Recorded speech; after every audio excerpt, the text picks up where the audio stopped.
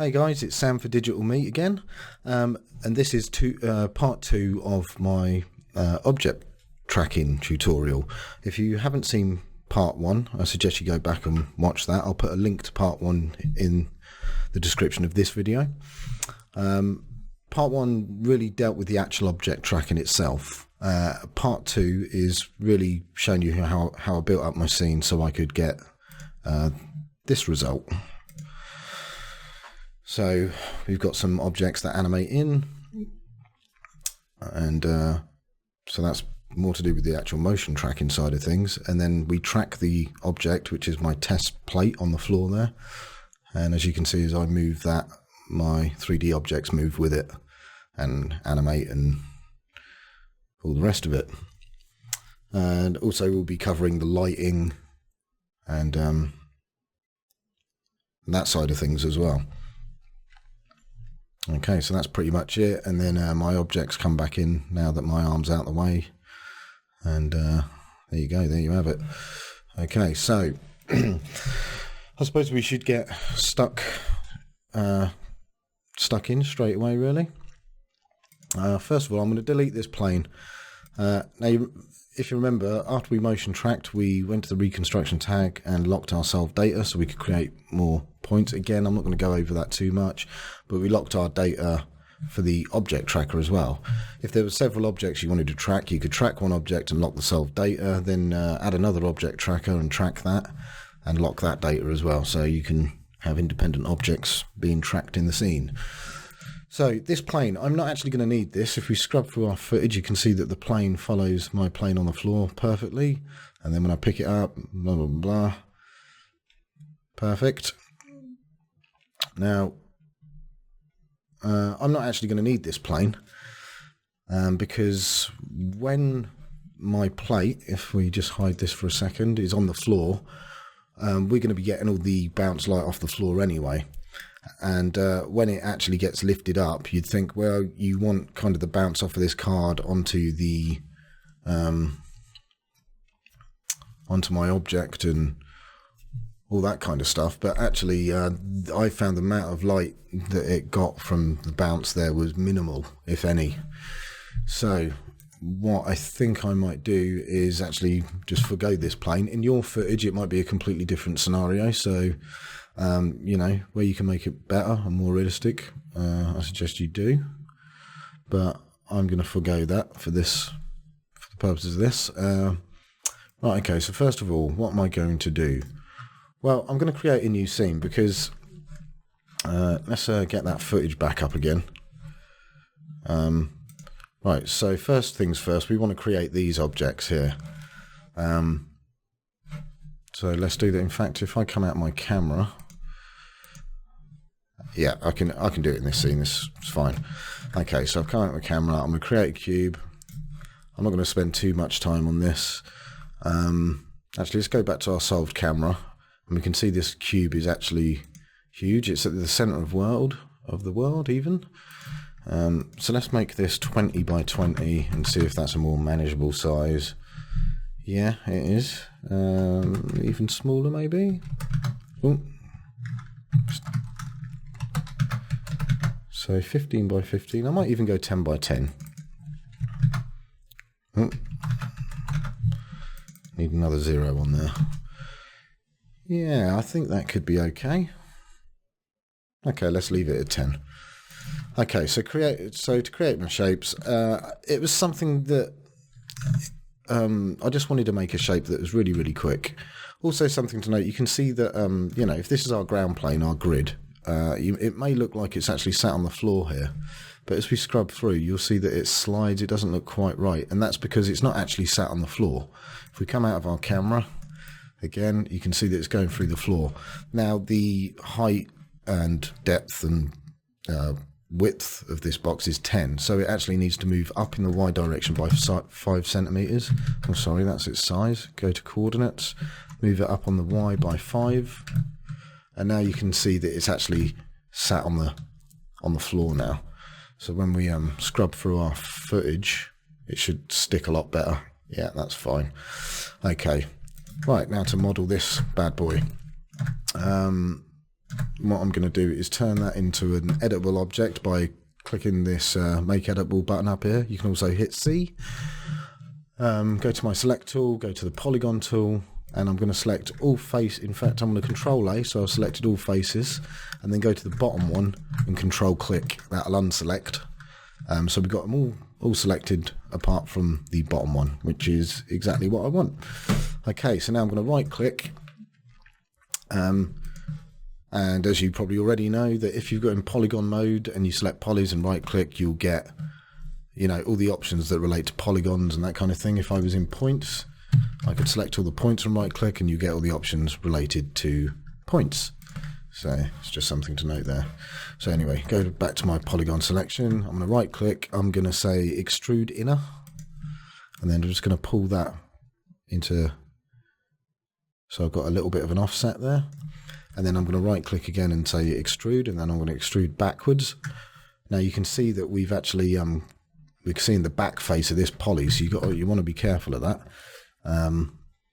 In fact, what I might do is just inner extrude a little bit further, just to make sure that I'm clearing some of that. Okay, so then extrude back, not too far, and then I can extrude inner again, like so. And what I might even do is actually extrude out after that, so it gives us a little bit more sort of playroom. And then extrude inner again. This is just a way to make a nice shape pretty quickly. And then I'm going to extrude all the way back without fear of, you know, getting that problem that we had before. And then extrude inner one more time. And then extrude out, like so. And then what I might do is actually extrude inner again, and then just one more extrude outwards. Okay, it's just so we've got something a little bit interesting.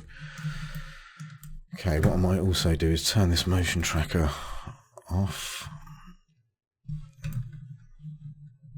Okay, we've still got some oh, that's actually the object, so I can hide the object tracker as well, just to get rid of those distracting markers while we're modelling. Okay, so we've got our shape now. I think that'll do us actually for that. And then what I'm going to do is go into edge mode and select all my edges, right click, bevel. And if we just start beveling, you'll notice that, you know, some polys start crossing over and all the rest of it. I've gone way too far there, so I'm going to undo that. But you notice that on the bevel tool we've got it set to chamfer, which I want. The fixed distance I'm going to change to proportional, so it'll be proportion of the distances between the edges, so you'll find that you'll get a bit of a nicer fall off.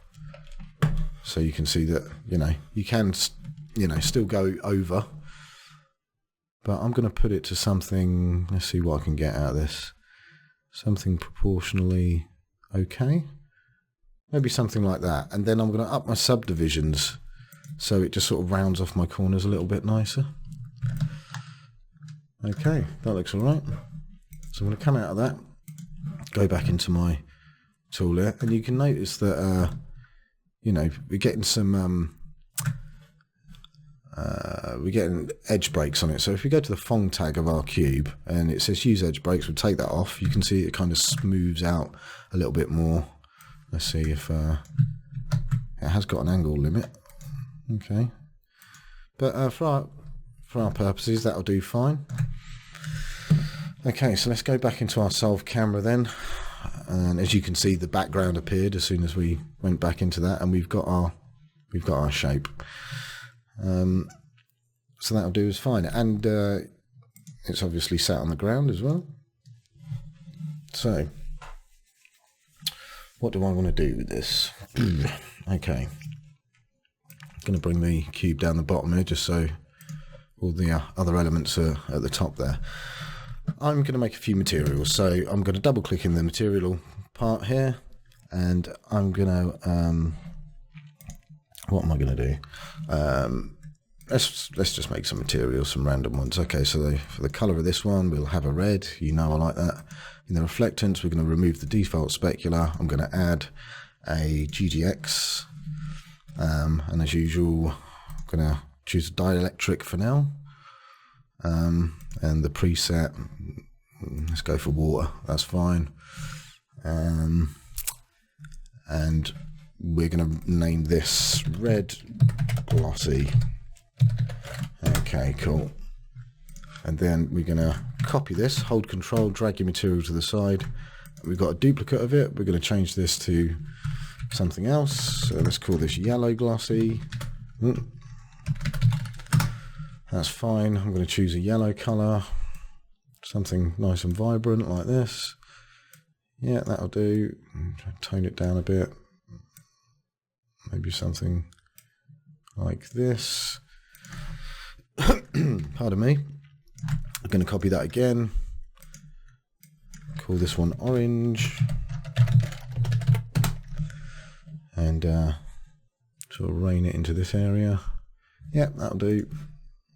And do we need another one? Yeah, let's have another one. Let's have a blue glossy. And we'll choose something up in this range, maybe. Something a bit more turquoisey, maybe. Let's pull that down. Yeah, that'll do us. Okay, so we've got a few different colours there. So, pardon me. So what do we need to do now? We need to, we need to make our floor first. You'll notice, let me just get our render settings up. Let's sort that out first. So we're in the standard renderer at the moment. We don't want that. We want the physical. If we go to our physical settings, I'm going to change it. We're going to leave it adaptive. I'm going to say it's automatic. You should know if you've watched my tutorials. Just take a drink. You should know by now we covered this a little bit, but if you don't, if you're set to automatic, it basically looks at where more sampling is needed and where it isn't, and then you can give it an error threshold. I'm just going to leave it at 15% for the time being. Pardon me. We're also going to need motion blur, so that's actually dictated by the speed of the camera. Now, in the first part of the tutorial, we worked out our scene scale and all that type of stuff, so the motion blur for our 3D object should match up pretty closely with the motion blur of the footage, which is good. Okay, so we've got that. I'm going to go to the output, and as you can see, it's 1920 by 1080, which is, you know, HD 1080. But I'm going to change this to, well, I'm going to lock the ratio and drop this down to 800, just so when I render, it's nice and quick for you guys. Okay, save is on. We don't need that. That's fine. Okay, so let's just take a render at the moment. What happens? Okay, well, it renders our object, but it doesn't render the background, and that's because this background that we're seeing is only for this motion tracker. You notice that if I select it, there is no background because I've got the motion tracker hidden in the editor. If I take that off, we'll get our tracks back. But you can see that, you know, if I come out of this camera, the background is no longer there. So we need to sort that out. Well, first of all, we're going to need a floor to project our footage onto. So let's create a plane. And already this plane it doesn't need 20 width and height segments, just one will do. So that's fine. And we just got to make sure that our plane is covering our footage all the way through it. And as you can see, there's a section of film here. There you go. You can see beyond the plane there. And I'm sure there's some other areas as well. So let's make this plane actually bigger than it is. So let's say it is 1,000 by 1,000. It probably doesn't need to be that big, to be honest. But we'll see how we do. Yeah, okay, that's fine. And now we need to sort of, well, not so much project, but we need our footage to be on our floor so it matches. So let's rename this plane floor. Okay, and we'll just drag this down here for the time being. Okay, so if we go into our motion tracker and go to our footage tab, you'll see this button at the bottom that says create background object. Now, if I click this, it will not only create a background object, but it'll also create a background material. So let's click it. So here we go. Now we've got a background and it's got a material on it and it just says footage in there. Okay. So if I hide our floor and come out of our camera, you can still see the footage. And the reason that it doesn't actually change its view is because it's frontally projected. So as long as we're looking out the camera, everything's going to be sweet. So that should, well, let's find out. Let's bring our floor back. Let's put our footage on our floor. And now you can see that it's not actually being projected correctly. So if we click on the texture tag for our material on our floor and choose frontal, you can see now that it is actually being displayed correctly. And then as we scrub through, the footage is playing. And that's because in this background material, if we have a look in it, it's blobbed in the color channel. If we go into the texture and then go to the animation, you can see that it's got a movie start and end, and it's at 30 frames a second, which is correct. Because if you remember in part 1, our footage was at recorded at 30 frames a second, so the project needs to be set to 30 frames a second. In my case, it's the default for Cinema 4D, but if you shot yours at 24 frames a second, you want to change this to 24 frames a second, and when you render out, you probably want to change your output to 24 frames a second also. Okay, so okay, we got that covered. Okay, so now we've got a floor. So now what? When we render, what happens? Well, it's having a good old think about it.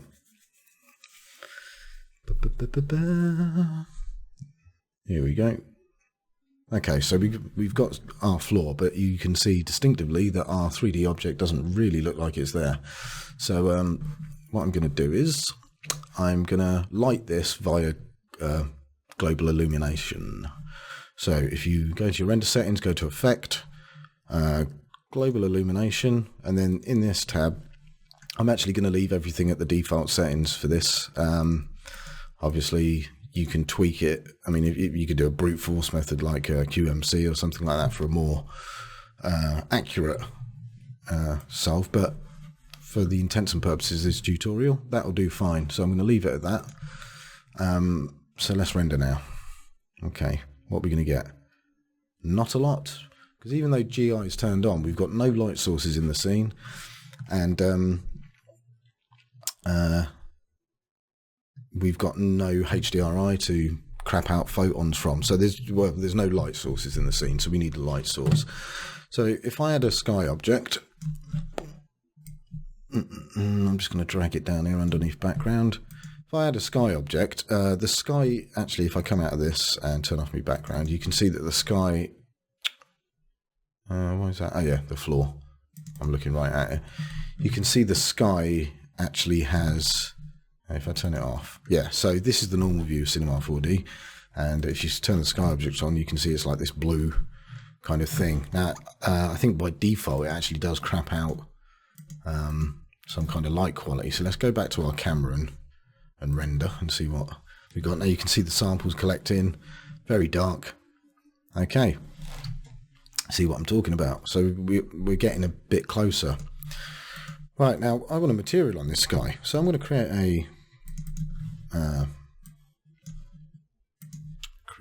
a material. I'm going to name it sky, just so I can keep track of things. Turn off the reflectance and the color, and in the luminance channel we're going to want something in there. Now I recorded this in my living room, so I actually made a HDR of my living room. So let's go have a look. In fact, if I open this up and go to files, no, it wasn't that. Imports. Here we go. So this sky map, just going to open this up. So this sky map I actually created on my phone. I used a bit of stitching software made by Microsoft called Photosynth. I spoke about this before in my projection mapping tutorial and my motion tracking tutorial. This is having a few issues, isn't it? Here we go. Yeah, so I used Photosynth to create this. So basically, it allows you to spin around your room, taking a series of photos, and then it stitches them together. You'll obviously see that it didn't get all of it at the top or bottom, but I just used Photoshop's content-aware fill to sort those bits out. But that's the result you'll get. If you can't get Photosynth, there are plenty of other stitching software or apps available for Android and iOS and all that kind of stuff. So I can't really speak much about those because I have a Windows phone. So, but there's loads out there you can use. Okay, so now that we've had a butcher's at that, okay, so I'm going to use this sky map. So we want to, okay. Where did I put it? Imports, did I? Okay, we're going to use this sky map. So I'm loading this into the luminance channel of my sky material that I've just created, and then we're going to drag that onto our sky object. For the time being, I'm going to turn off the floor, and now you can see the sky. It's not very good quality, so let's go into our sky material, go to the editor, and then go to editor display, texture preview size, sorry, and then just crank it up to 2K, that's fine. Now, if we have a look at, I'm going to turn off my sky. So in my footage, you can see that there's this orange chair there, I've got a bookshelf, and there's another chair there. So I kind of want to match that, really. So if I turn my sky back on, you can see that it's kind of facing the opposite way. So I'm going to grab my sky and rotate it, and then we can see the chair, there's the bookshelf, and there's the table. So I think it's somewhere around here. That'll do. I mean, it's just approximate. And then when we've got that set up, I'm just going to select my sky, right click, go to Cinema 4D tags, compositing, and then say seen by camera, no. So it's seen by everything else. It's seen by rays, GI, reflection, all that good stuff, but it just won't be seen by the camera, which is what we want. So now we can turn our floor back on and give that another render. Okay, a lot brighter. Looks a lot more natural. Very good. Okay. Also, it might be of use to know that this sky material here, if I go to the luminance and just crank this down, not that actually, the mix. Okay, so, okay, I'll bring the brightness down, then just turn the mix down.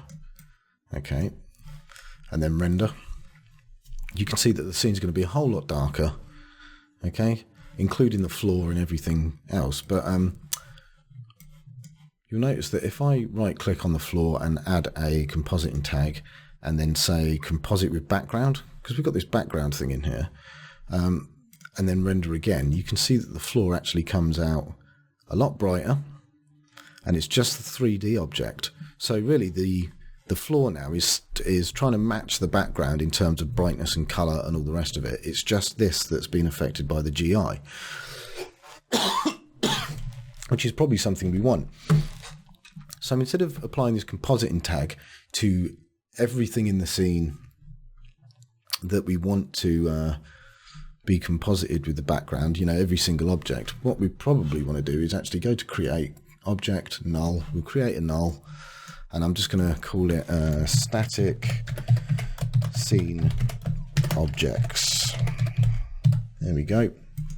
And then I can put my floor as a child of that and put the tag and the texture tag, actually, because then that will be applied to all children within this null, and so will this. So I think in my scene, I'm just going to use the floor. I just need the floor, but you might have a load of different stuff. You might want to build the rim of this chair and the bookshelf and all that kind of stuff. So you might want to sort of get a bit of ambient occlusion or GI in there, but also still keep it, you know, in keeping with the footage, if you like. So we'll give that a render now just to check that everything's okay. Okay, yep, that's fine. And as you can see, it's still not affecting our 3D. Okay, so that was just to prove a point. I'm going to go back to sky now and crank up the mix strength for both of these to 100% like it originally was. Give a quick render. There we go, a lot more natural. Okay, so we've got our floor matching our footage. We've got our 3D object in the middle. So I'm just going to scooch through a little bit and try and get a little bit closer to our 3D object. In fact, I might move that in a minute. But it seems to be tracking the footage well. I'm just going to render here quickly.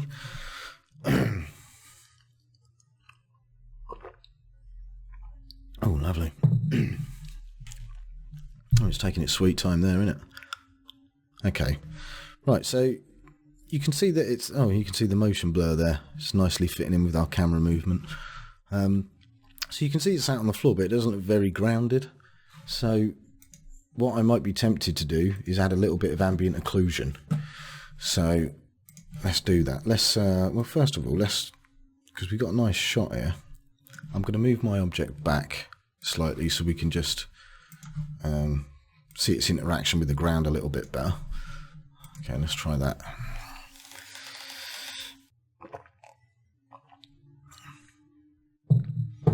Okay, great. Okay, that took a little while to render, so you probably noticed a cut there because you don't want to be watching that in a tutorial. And what I might do while I'm doing these tests as well is go into my render settings, go to my physical and turn off the motion blur, because when, you know, if you haven't got it one frame following another, it has to look at the frame before and after. You know, we've got it halfway through our timeline, so I'm just going to take off this motion blur. I think that actually might speed up our render time. So preparing, well, maybe not. You're still taking its sweet old time. I did do that with the render settings, didn't I? Yeah. Okay, yeah, it might just be... Actually, we want to change that as well. Something else to note, the anti-aliasing, the filter is set to cubic, which is for still image, but this is going to be an animation, so we probably wanted to change it to gals. Okay. Okay, we haven't got... Yep, that looks all good to me. Brilliant. Okay, so I'm going to have to make some cuts here so you guys ain't staring at this for ever and ever. Let's bring this down in size a little bit as well. Okay.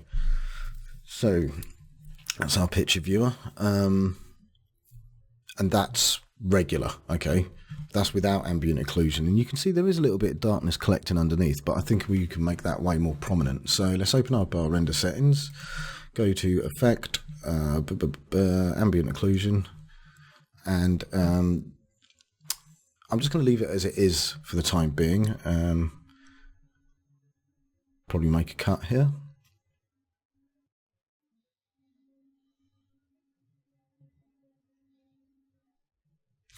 Okay, so the render's done, and you can see that compared to the shot before, it's a lot darker. But I think that's a little bit too much. I think that's a little bit of overkill. So what we can do is we can say that it's obviously from the darkest being this black here to this white. But if we grab this white, we can actually not rip it off, undo that, grab this and just sort of rein it in. We can actually bring it down to about this level here. And the effect will be there, but it'll be a lot more subtle. So if we render again, and again, I'm probably going to make a cut here.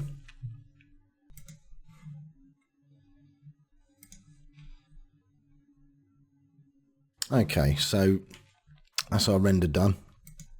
You can see this one's way too dark. So let's get rid of that really dark one in the middle. Remove image, yes. So now we can compare to nothing, and then this slight one. You can see that it just sort of fills in those gaps a little bit nicer. Could be tempted to go even darker really, but yeah, I might do. I might just pull it this way just a tad and give that a go. Let's try it in the viewport, see if that does the job any quicker. Yeah, that's not bad. It's not bad at all. Okay, so we've got our scene lit, and we've set up our materials. We've got our sky object in there. We've composited the floor as well, so you know it matches the footage for when we render. So I think we're doing pretty well. Okay, so what I'm going to do is I'm going to take this cube and change its Z coordinates back to world 0, which is about there. And then I'm going to shift the static scene objects up. So this is all stuff that I'm done with pretty much. Just a note as well, now we've solved our camera, this motion tracker, I mean, I'd suggest that you hang on to it, but now, in part 1, we sort of set the scene scale with these tags and all that kind of stuff. What you can actually do now is pull out the solved camera and actually, because the solved camera's got, you know, keyframes all over it. Personally, I'd like to keep it in the motion tracker just in case you want to make any changes or anything like that. But this is now no longer necessary. You can actually delete that. And the object tracker, that's the data for that has been locked as well. So, you know, you're laughing, really. So, yeah, like I said, you've got all the keys for your solved camera. You know, you're absolutely fine there. But like I said, I wouldn't typically do that, but just thought I'd show you that you can do that. Your object tracker's fine. If I select that, you can see the axis moves, and when it gets picked up, it all moves accordingly as it should do. So that's fine. Okay, cool. Next thing. So this cube, all I did was I got a cloner. So MoGraph cloner. I whacked this cube in the cloner. Let's drag this down the bottom. And obviously it's cloning upwards, so we don't want that. We want a radial clone. And we want it on a different set of axes, so it's laying on the floor. Yeah, there we go. And as you can see, it's actually moving through the floor. So what I'm going to do is grab this cloner, make it a child of the cube, go to the coordinates tab and zero everything out, and then take the cloner out of the cube, put the cube back in it, and everything should be sat on the floor now. And what I'm also going to do is go to the cloner and say that we've got, I don't know, go to the cloner object tab and say we've got 10 of these, maybe. Yeah, that'll do us. 10.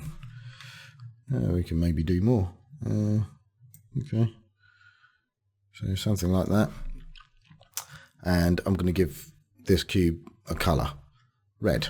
Now you see all the clones are red now, but if I make copies of this cube underneath it inside the cloner, so they're children,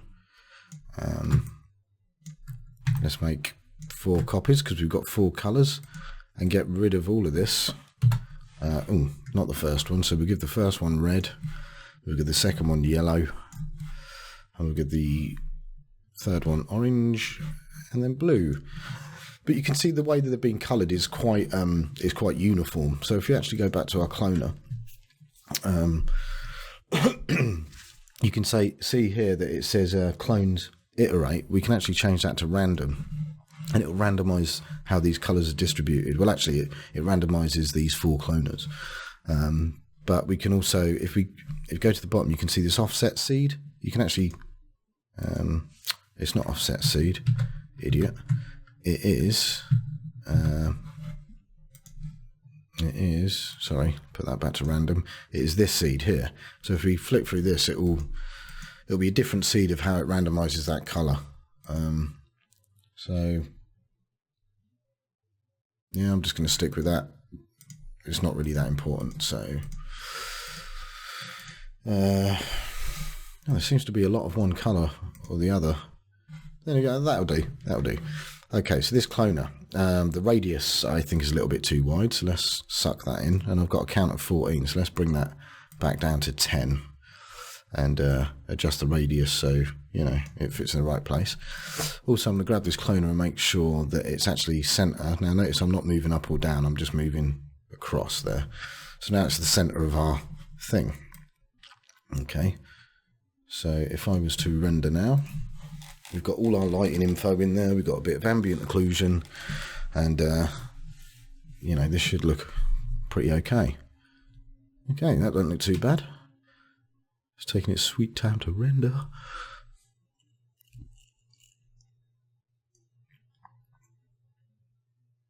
Okay, cool. So that's one cloner sorted out.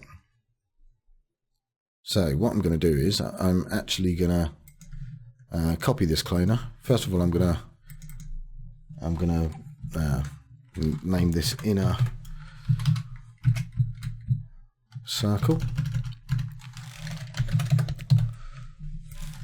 and I'm going to copy that, and I'm going to call this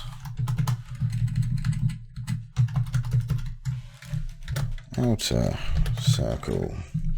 Okay, so that's our cloners there. And I'm going to also create a null just to keep things tidy. I'm going to bring that down here. I don't want to make it a child. Yeah, and put these inside of it. So the inner cloner and the outer cloner are going to be inside my null, and I'm going to call this null animated scene objects.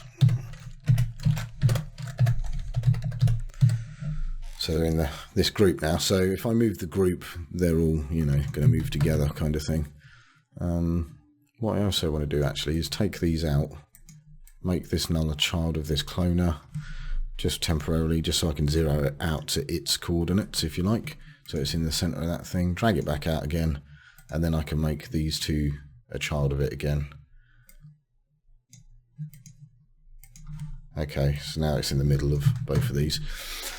Okay, so this outer circle then, let's go back to the object tag. You remember I cloned this first one, or copied it. So now we can adjust the radius of this one. So push it out a little bit, so it's not intersecting anymore. And because obviously it's got a wider circumference, we can push our count of clones up.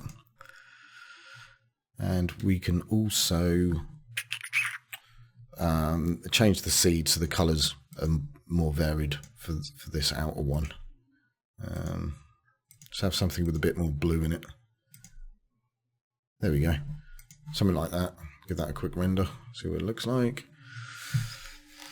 Okay, so now we're getting our our radial stuff going on there.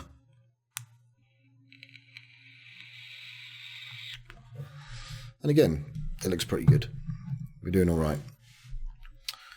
Okay, so now we've got our cloners. We need to really sort of think about how we're going to animate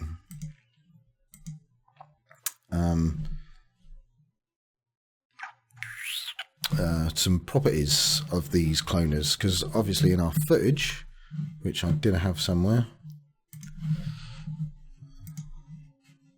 okay, in our footage they animate in. Oh, missed it. There we go. So they scale and rotate in, and then they rotate. So okay, good. I'll keep that open just for future reference. Okay, so we need them to animate in. So just so we've got somewhere to hold our stuff, again, I'm going to create another null object. I'm going to drag that inside our animated scene objects and zero it out, just so it's in the middle. And I'm going to call this effectors. And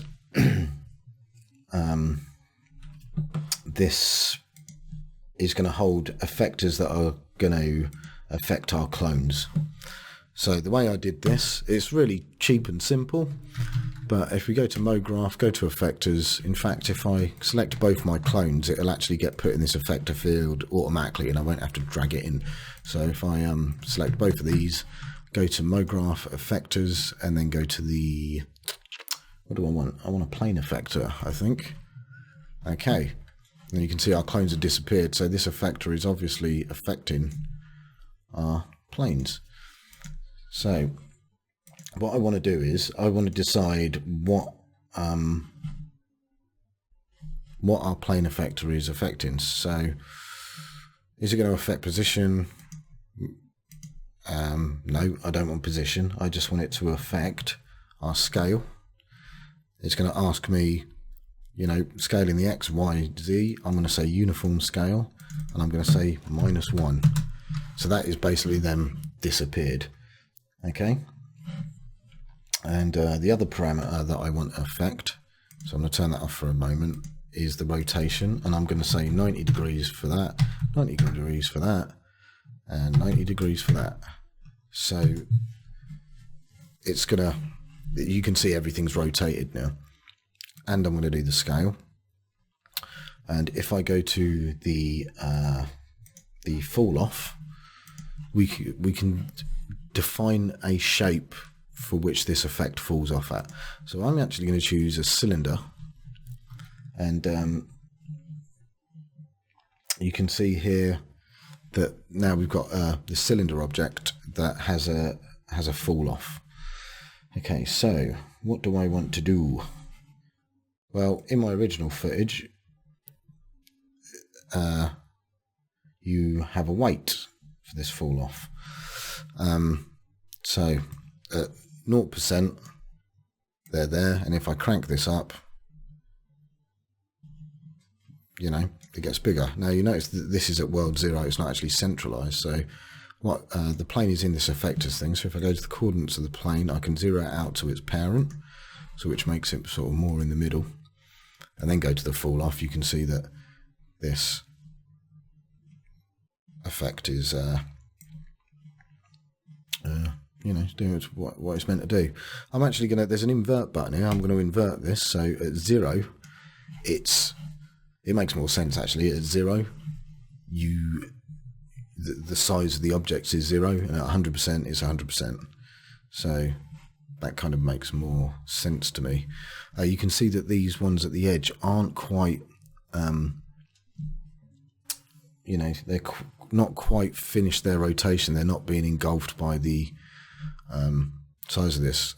Now if you see there's a little handle here, I don't know if you can see that on your screens, but if we drag that out you can see that they've been affected a lot more.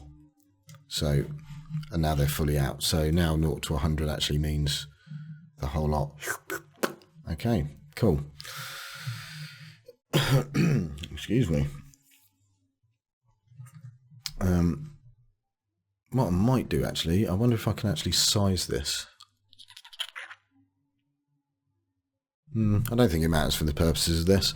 It's that's good enough. So now we can animate this weight value. So let's do that then. You'll see in our footage that there's a couple of seconds at the beginning where I don't think anything's happening. And then they come in. And then they go out again. Okay, so let's give it a couple of seconds. What? Let's give it 2, yeah? It's 2, and then where it says weight, we've got that at 0. Let's keyframe that at 0. And then the amount of time, I mean, it's at 2 seconds now, so let's take it up to, I don't know, 4. And then put the weight up to 100. So it takes a couple of seconds for that to grow out. Let's see how that looks. Also, you can see that the playback in the window isn't particularly fast. So what I might do is turn off this background. That's a bit better. And you can also, if you hold down this and where it says all frames, untick that. And what it will do is Cinema will try and skip frames to keep it playing at a decent frame rate. Okay. So a bit quick, but you know, you get the idea. Now, for the object tracking bit. Now, this object tracker object is pretty important actually. You want to keep that in your scene. I'm just going to turn off this plane effector in the editor. That's what these 2 buttons mean. So the top one is hides it in the editor, bottom one is hides it in the renderer. So you don't want that one. Okay, so this is the bit where my hand comes in and probably ruins that illusion. Now you can see that I've got 3D objects sat on top of my arm. Now I could in post cut, you know, rotoscope my hand out to make sure it's above that 3D object, but I got around that by cheating, as I always do. So when it gets to this point, well, let's find out when my hand comes in actually. Okay, so it's about there. We want those things gone before my hand gets in. So let's just say 12 seconds. Let's just say 12. Choose our plane effector and choose our weight 0. Okay, and then we'll go back maybe to 10 seconds. and then put the weight right back up again, and click that again. So it should be 100, 100, 100, 100, and then they disappear. My end comes in. Okay, that's fine. Okay, so now we want our other part, which is our little box. So that starts growing way before my hand comes in, which is quite handy. Okay, so let's do that. Let's do that bit. Make a box.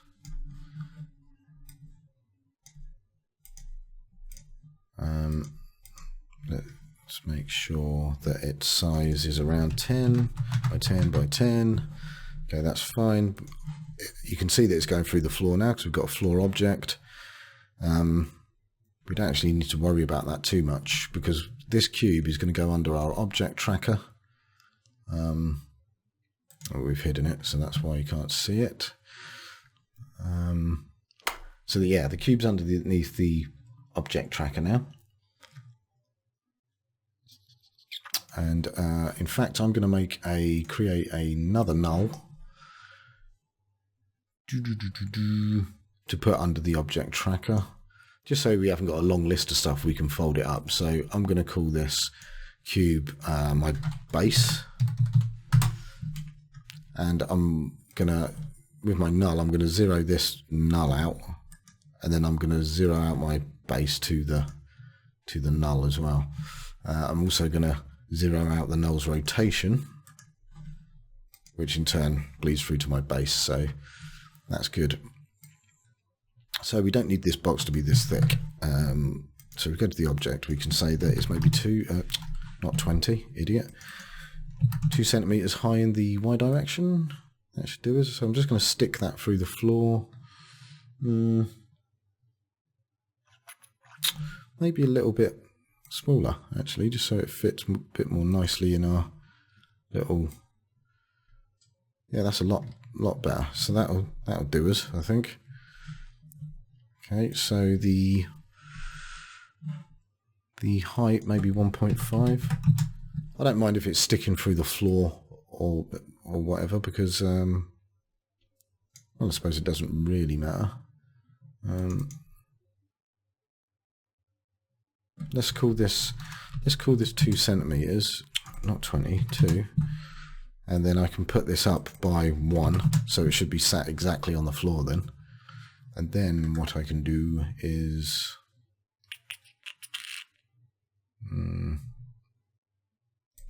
I can make it editable, and then I can grab the top of it and just push this down or up as I please, just to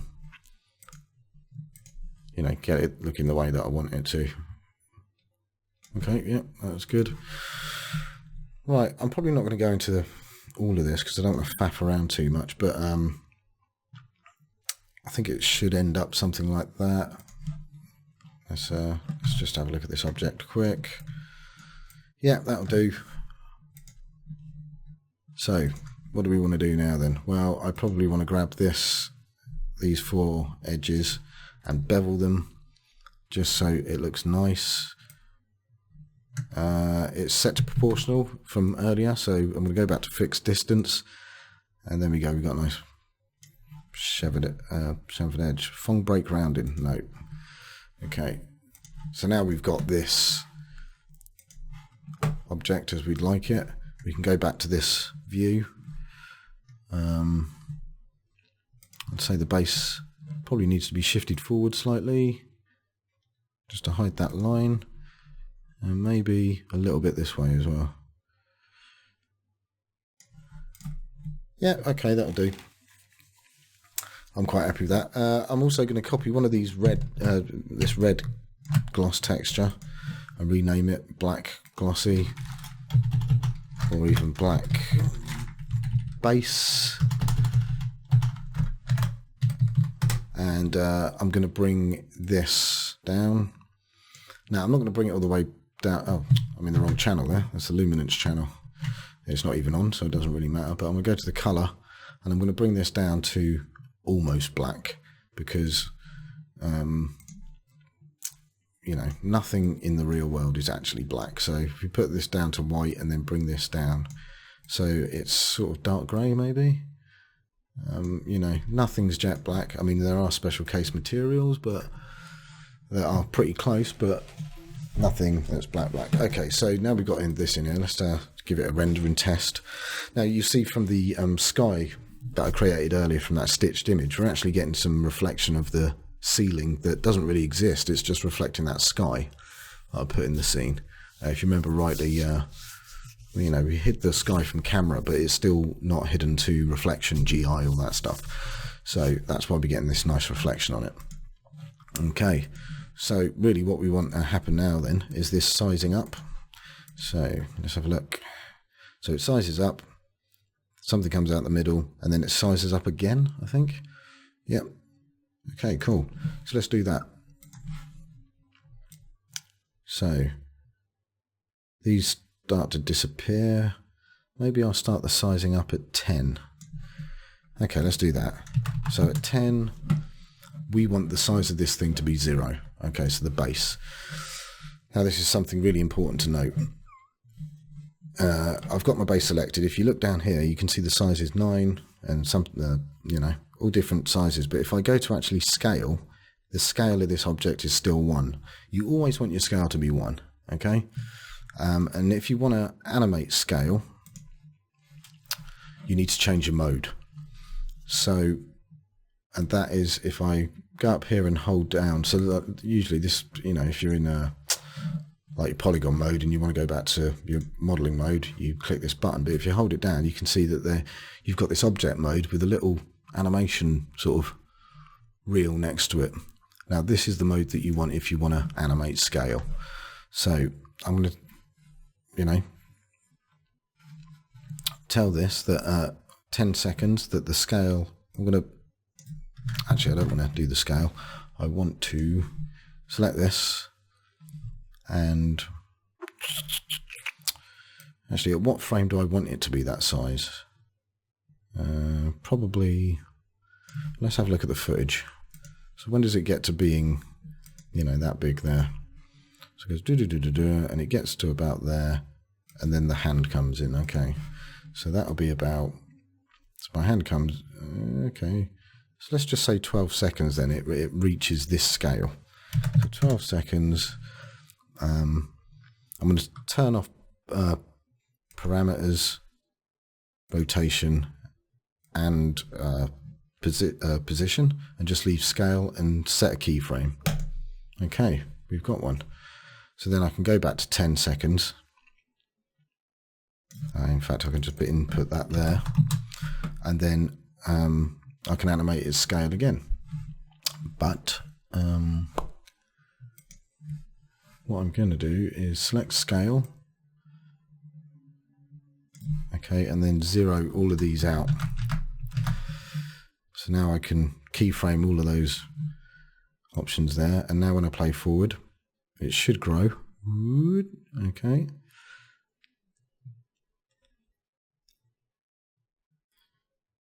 Okay. And then when it gets to here, obviously I don't want it to scale past my hand. So as I pick it up, okay, maybe there then. Okay, so I'm gonna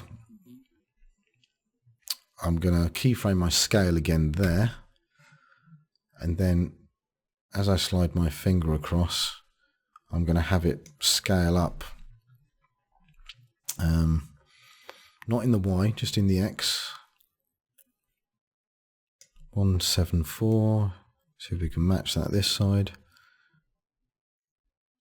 Probably don't want to. Maybe a little bit less. Something like that, that'll do. And then I can keyframe these values again. So let's see what that looks like. So it goes there. And then again, it grows as I pick it up. Brilliant. Now you'll also notice something else is happening while that's happening. So it scales up, something comes out the middle of it. All kinds of crazy shit happens.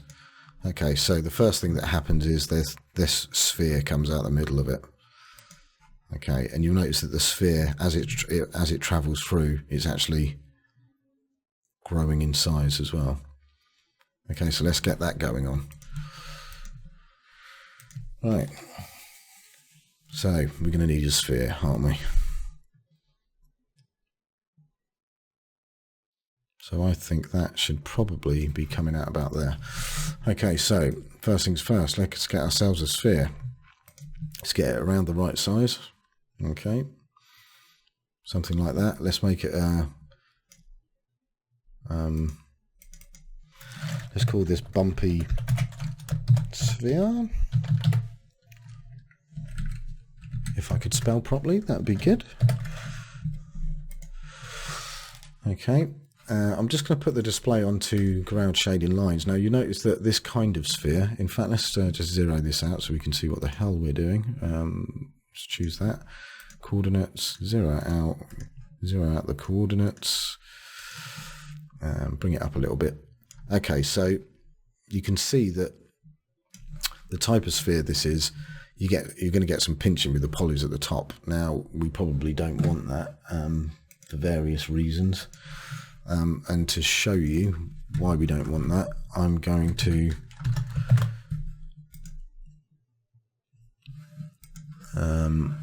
get a displacer, which we're going to need anyway. So displacer, whack it under the bumpy sphere.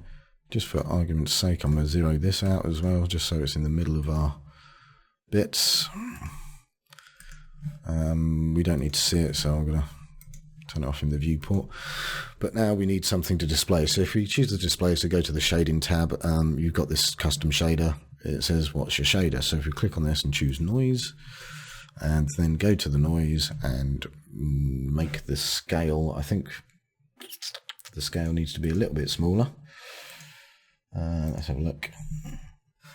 Okay, we'll leave this on texture and bring this down to about 8%. Ooh, look at that. And it's probably because of the strength of the displacer is too much. So let's go to object. Yeah, the height is 10 centimeters, which is pretty much the width of this sphere at this point. So let's call it 0.5. Okay, so you can see let's also up the segments in our sphere as well. There you go, that's a bit better. Now we can turn off our lines. And you can see that it doesn't look bad, but you know, it could look better. Let's make this 130. Okay, that's a little bit better. Yeah, it's not bad. That actually really isn't bad. But I think you get a better so let's go back to the display. So you can see there's a load of polys at the top like bunching together. In fact, I'll come out of this for a minute so we can get a better view. See what I mean? That's mad. But if we choose a different type of sphere, let's say hexahedron, there you go, a lot more uniform. It tries to keep its polys. You get a slight bunch in here.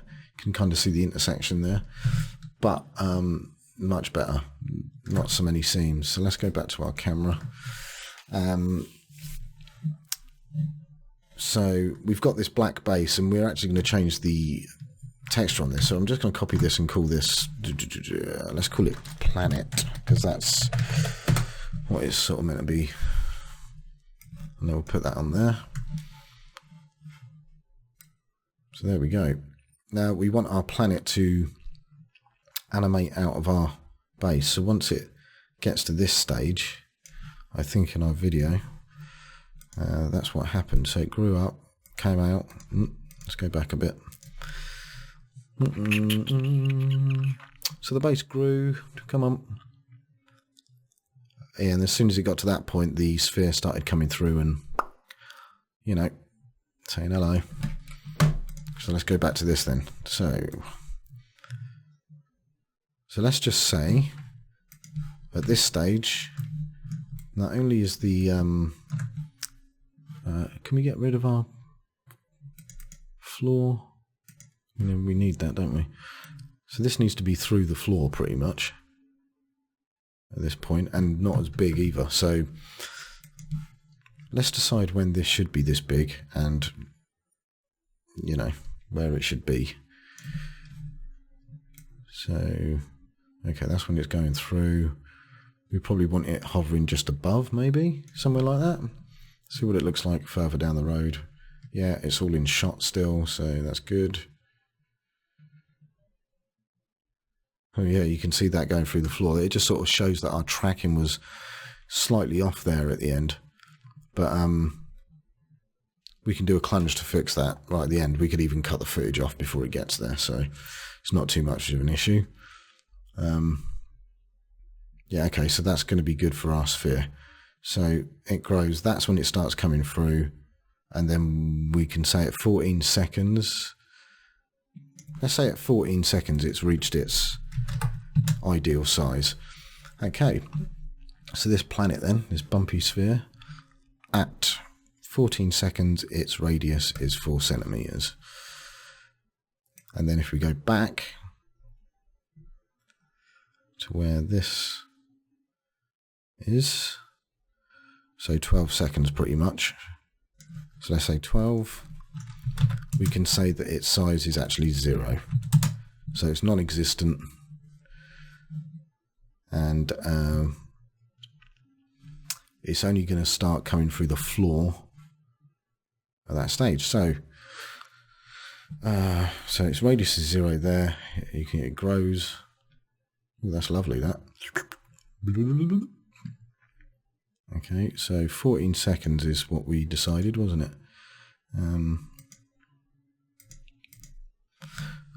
So let's turn back on our position, rotation and parameter. Go back to our coordinates. Now it's actually going to travel in the Y direction, but I'm going to tag all of them. So P is for position, S scale, R rotation. So position. I'm going to tag all of these, so that's where it needs to be at that point. And then backwards in time, as it's growing out, its position is actually going to be further down. I'm just going to come out of the camera so I can see what the hell is going on. So let's just say it's there. Yeah, that's fine. And I'm going to, again, tag those positions. So let's see what this looks like. So that grows. It starts coming out and growing. A little bit different to the animation I had originally, but I quite like that. That's not bad. Now, obviously, I've got some rotation and stuff on there as well. But again, let's so as it gets there, in fact, let's make it always rotate. So from 0, let's tag this rotation to here. I'm just going to take my display lines off. So okay, I'm going to have it rotate in that way. Let's call this 4,000 for argument's sake and tag that there. See how fast it actually rotates. We don't need it massively fast. So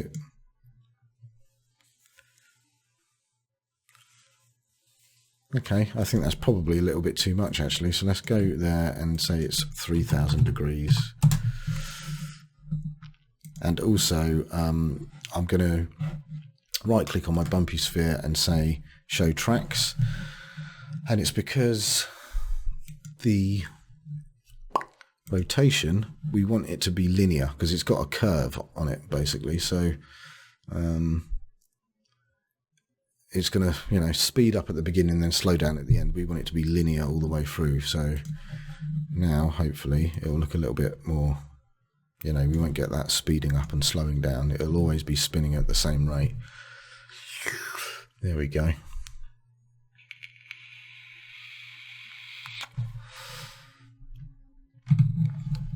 There we go. Sweet. It's good stuff. Okay, right. Next thing. Let's have a look at this tutorial. This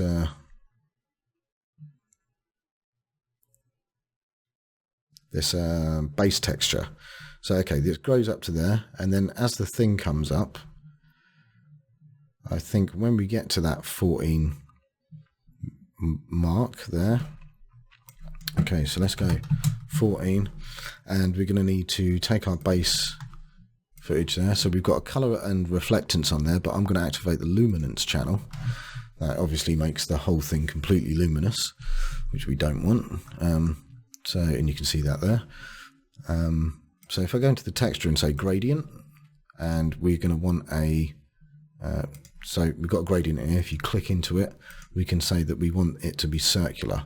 So you can see this kind of circle thing going on now. Now, we don't want this white colour. We want something a bit more fun. So let's choose like this Tron blue. Okay, that. But we want sort of rings, and we don't want this sort of fall off either. So if you twirl down the gradient, it says smooth knot here. You can actually say linear. Not linear, none. So now we get this real hard edge. So now we can start shaping what we want. So we want this big black thing in the middle, and then we're going to grab the black and put it here. So we're going to get like a, you see this circle? We could even make it a little bit thinner, and then we're going to again grab our blue and drag it the other side of this. So then we can determine how big that black gap's going to be. A lot bigger. And then grab the black again and do the same thing, and then we can say we want a thin, really thin, another one there, and then we can do the same thing again and just keep going. So again, you get the idea, but I'm going to leave it at that. I'm just going to come out of the camera again. You'll notice that it's doing it on the side as well. So what we need to do is, let's hide this background object for a minute. We have done. We'll hide the floor. There we go. It's less distracting. Okay, so we can see it's on the side, which is going to be an issue for us. Let's hide the sphere as well so we can work with this. So it's about the UV mapping of this object. It's not right.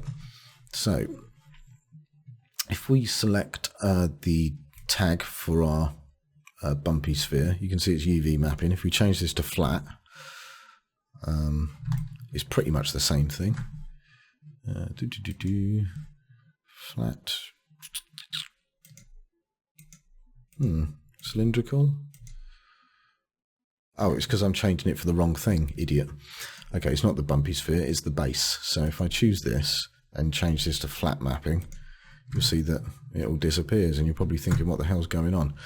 But we can see how the UV is arranged if we choose this, which is our texture tag. And where is our UV? Okay, and we can choose this, which is our enable axis. And the reason that you're not seeing anything is because you need your object selected as well. So let's choose the object and the texture. So that is how,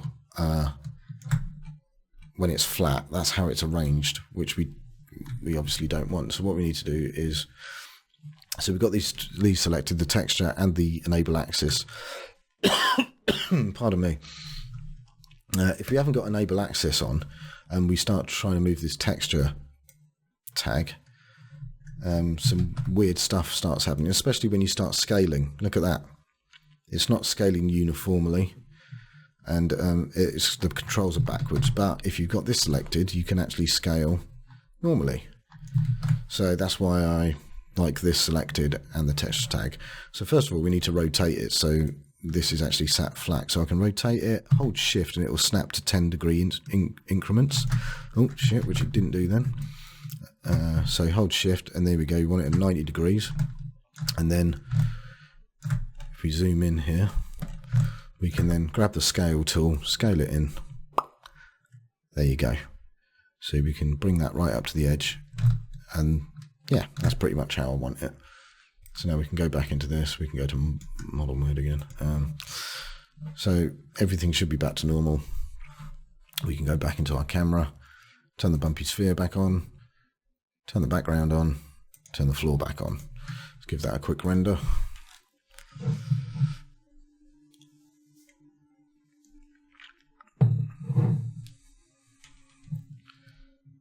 Okay.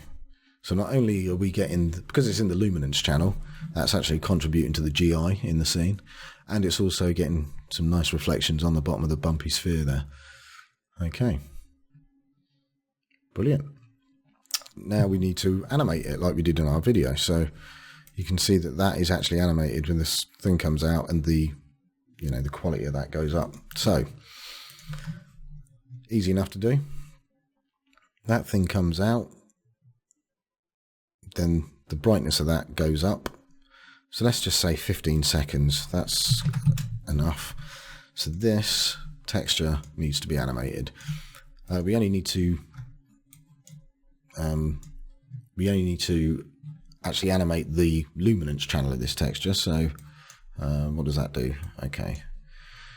So if I turn the brightness of this luminance right down, it doesn't actually affect that in general, but now we can use this mix strength to make it darker. So at 15, this mix strength is going to be 100%. Now if I go back a second to, I don't know, 14, we can bring this mix strength all the way down and then keyframe it there. So now you'll see over the course of a second, that luminance will get brighter. So that's how I did that. Okay. Right, I think this tutorial has actually gone on for a little bit longer than I thought it would, but there's really only one more thing to say, because the cloners at the beginning, obviously they come in and I just rotated them. All I did was if I go into my here we go. So if I choose my inner circle and outer circle, I think one of these values, if we go into the transform tab, you can actually transform these clones like that. So you can actually animate the rotation using this bump here. In fact, I could probably do that right now. So if I go back to the beginning and choose 0 and tap that, and then go all the way up and say, I don't know, like the thing 3000, like that. And again, because I want them to be, I don't want, let's go to show tracks. So the rotation, yes, so that and that, I want it to be a linear. I don't want there to be a curve on it. I want the rotation to have the same speed throughout. So now that should give us our rotation on the cloner. Okay, that's fine. And then I don't need to show you how to make the cloners disappear and then, well, come back at the end, because you already know, because it's just the opposite of what I did at the beginning. The only other thing you really need to know in this is the is my objects orbiting this planet. So I think as I pick them up here, let's just start this at 16 seconds. So first of all, we're going to need a path. So let's go up to the splines and pick a circle. We're going to make this circle a child of our null up here, and then we're going to zero it all out. So we're in the middle. It's funny actually, because I don't want to zero it out to this. I actually want to zero it out to this circle.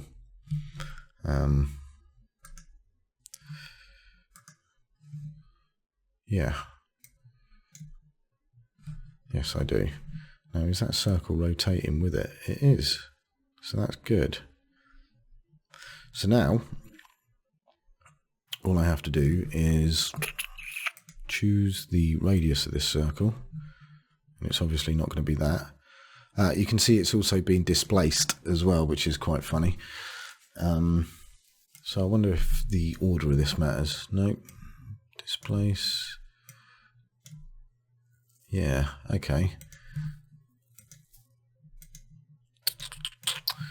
Okay, so that doesn't matter too much. I can just put it, well, I can put this anywhere outside of this. That's fine. And the circle is obviously orientated the wrong way, so we'll choose a different plane for it to be on. There we go. So now this should move with our, so when this comes up, that lights up and it moves with it. That's great. So now we're going to need another cloner. So MoGraph cloner. I'm just going to whack that underneath our circle. And this time, if we go to the Object tab, it's going to say Mode. I'm going to choose Object Mode.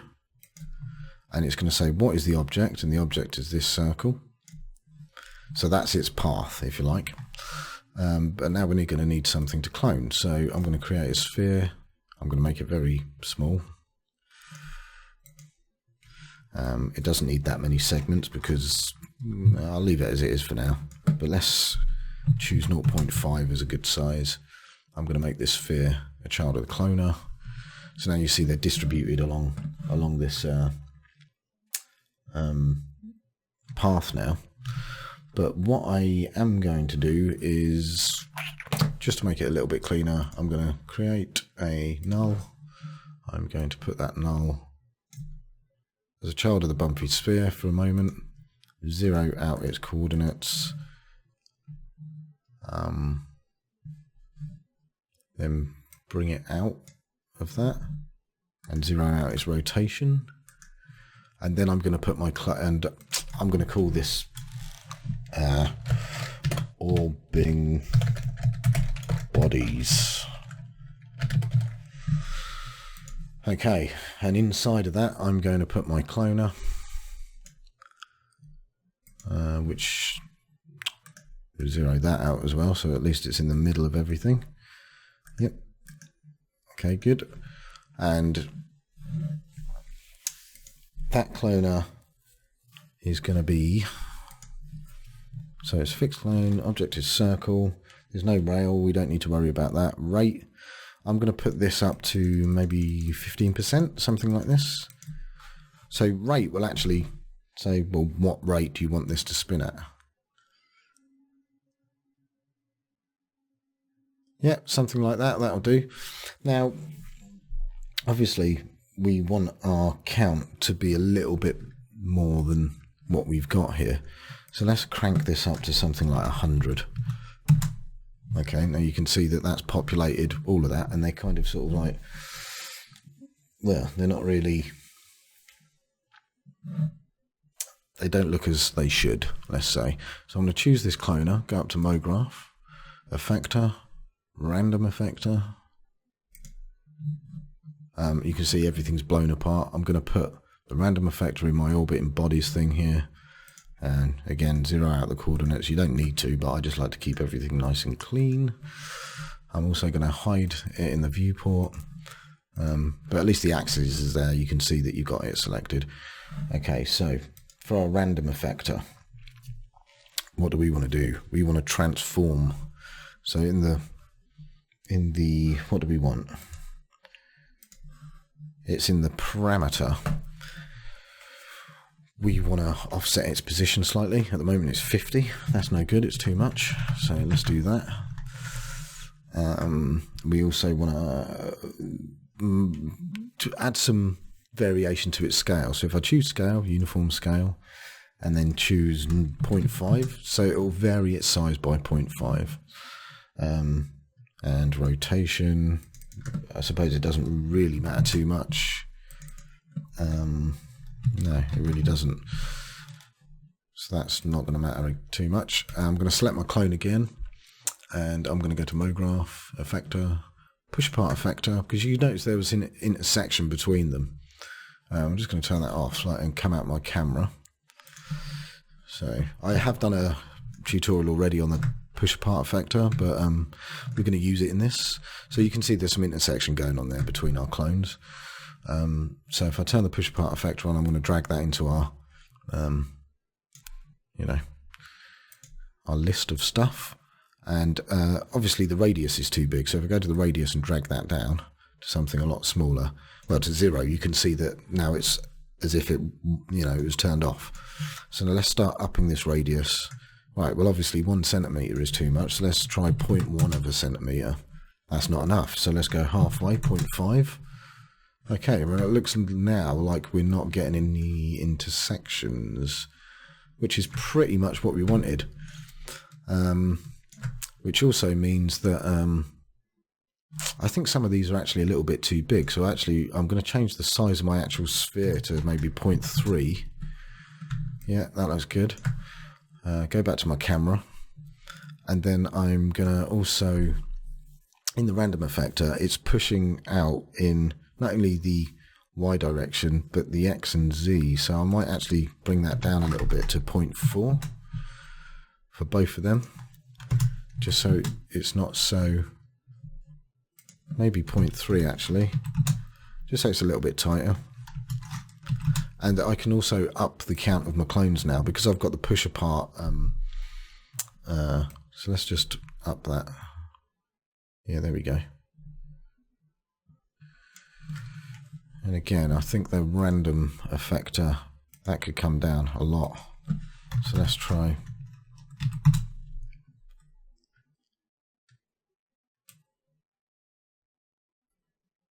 Okay, maybe, yeah, maybe 0.1. Maybe I don't need the random effector for the position because they're already... Okay, let's have a look. Let's go to the push apart. See if we can get this value down a little bit more. There we go, there we go, there we go.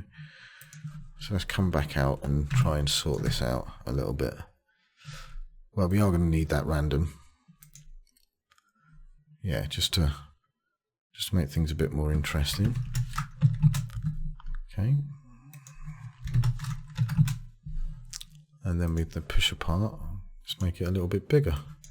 0.3. There we go, that's a little bit tighter. Yeah, okay, cool. I'm happy with that. Okay, so now, obviously, we don't want those there at the beginning. So I'm going to go down to where we want these to grow up to, which is probably, okay, so that comes in, and then as that starts growing, maybe 15 seconds then. So we'll say 15 seconds. Maybe 16 actually. Let's say 16 seconds. We want them at this size. So I'm going to choose my sphere that's in that cloner, and I'm going to keyframe its radius. And then if I go backwards in time, let's give it 2 seconds to do it. Let's go back to 14. Let's give this a radius of nothing, and then key that. So now, when we get to this part, these grow, start rotating, and then I start looking at it like a fool. You're going to need a material for that as well. I'm just going to give it this red, just for argument's sake. Let's give that a render. Now that's pretty much it, guys, really. And then you can render out. Obviously you can render out, what do you call it? Separate passes for all of this, and then incorporate into your original footage. But if you want to do straight render, I mean, this isn't an After Effects tutorial, so I'm not going to cover that. But this is great. You can see all the reflections of this in there. You can get reflections of the environment, and obviously, in fact, let me put the motion blur back on. So for physical motion blur. And then we'll render. One thing to note, if you put motion blur on, you're rendering in the viewport, you're not going to see the effects of the motion blur. And you'll be going, where is it? Where is it? And it's because it only renders out to the picture viewer. So we'll render to the picture viewer, and then you'll see it. So that's pretty much it, guys. I mean, apart from the clones that are around the plate at the beginning, obviously you animate them to disappear at the end. So it's just backwards of what I did in the beginning, really. You animate that plane effector, but there you go. You can see the motion blur on these objects now because they're actually spinning around it. And but that's the crux of what I did. It's pretty straightforward, pretty simple. To be honest, I'm surprised this tutorial took as long as it did. Sorry about that.